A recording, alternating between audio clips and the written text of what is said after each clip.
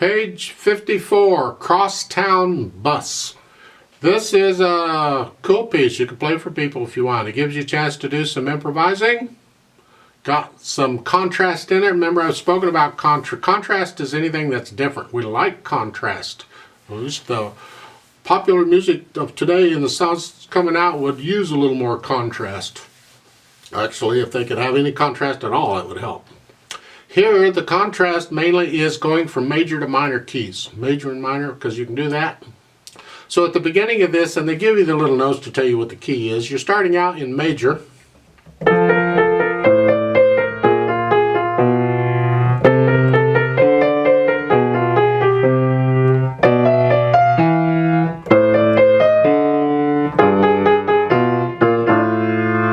And then when you get over to top of page 55, you switch to D minor. It's the same key signature. They're relative to each other. D minor is a relative minor to F major. So learn the scales of both, please. And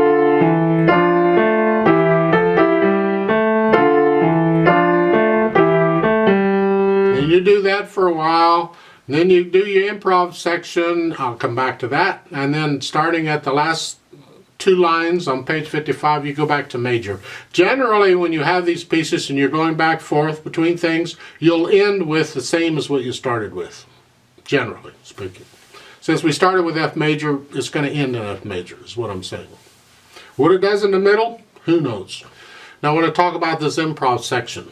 They're telling you what to do, what to improvise. Again, it's the mindset. You get your head out of the music and you start thinking about musical motifs, music patterns, and how you can alter those patterns. It's a mental thing. So we need to work on that. It takes practice. I need to work on that. So, starting at measure 25, that whole line, they're saying play it 3 times. In the two measures that don't have any notes in them in the right hand, they're telling you, first time you play it, you do repetition. That means we're going to play those measures again. We're just going to play the same stuff.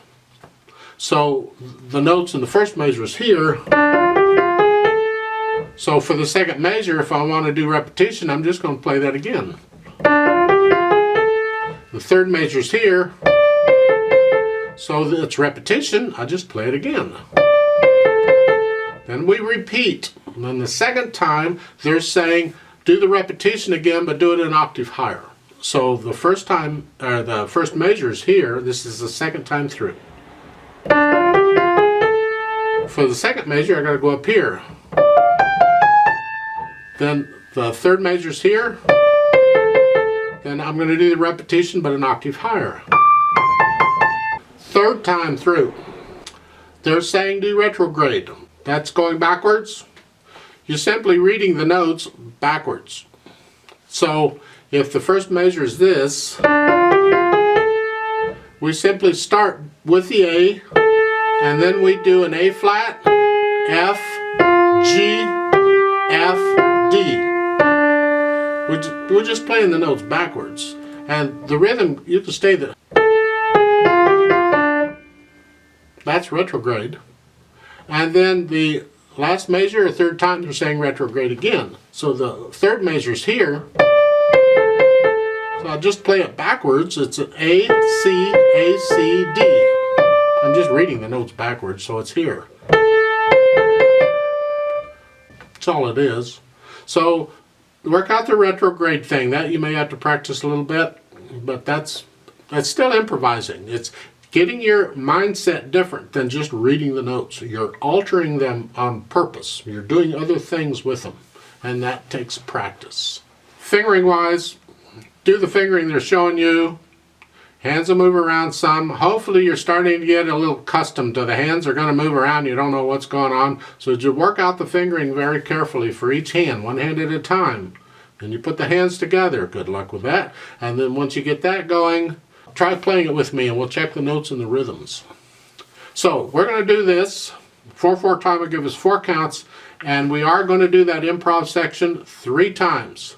But I'm going to play the empty measures very softly in the right hand because I'm hoping that you'll just fill them in. But I'll go ahead and play them softly so you can hear what I think they should be.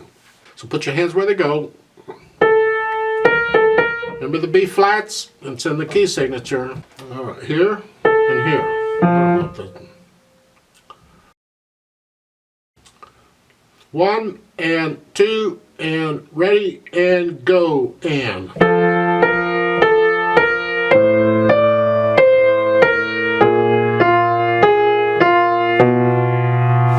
and.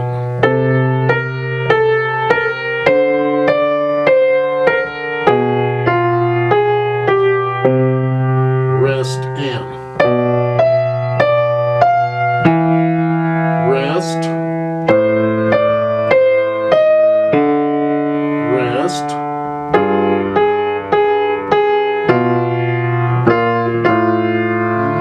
Two and 3 and 4.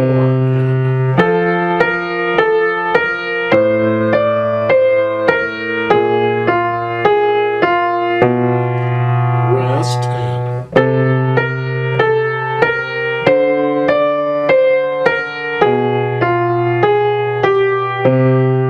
Rest. Rest. Rest.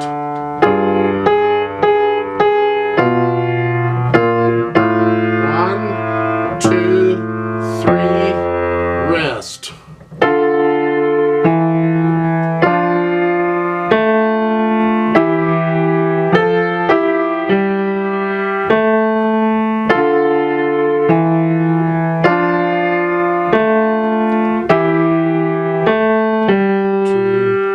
Rest.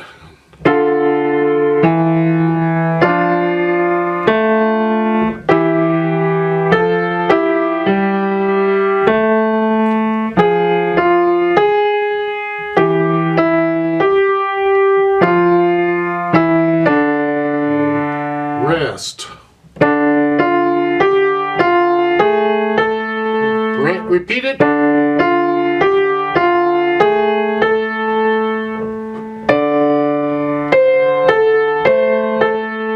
Repeat that.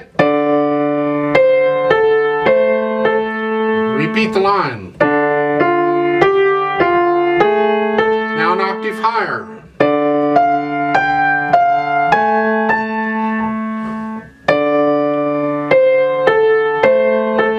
Octave higher. Again. Retrograde.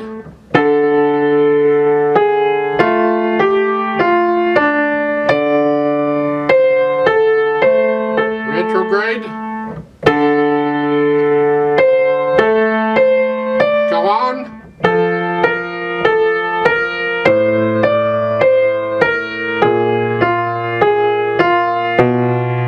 Rest.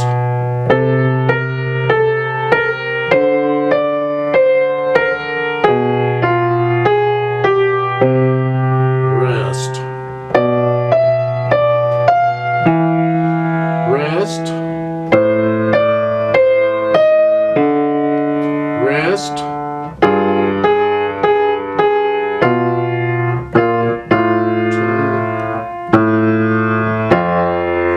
Rest.